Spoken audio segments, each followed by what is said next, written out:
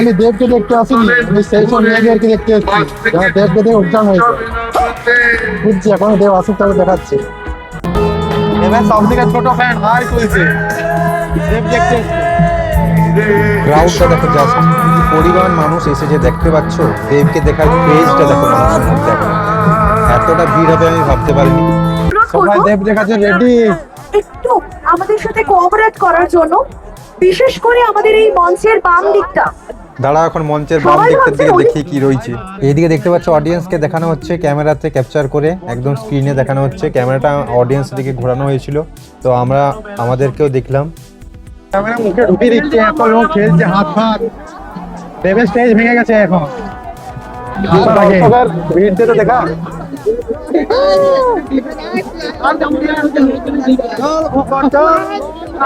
এখানে আমি আছি দেবের জন্য দাঁড়িয়ে।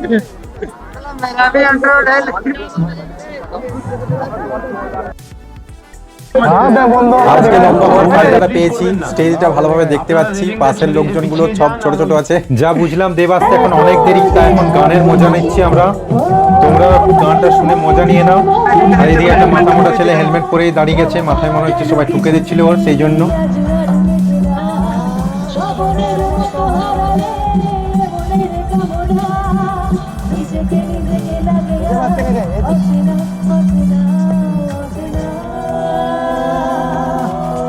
বাতাসে গুনগুন শুনতে শুনতে অনেক বড় হয়ে গেল ব্লগটা। তো চলো এখানে শেষ করছি, নেক্সট ব্লগে দেখাচ্ছি।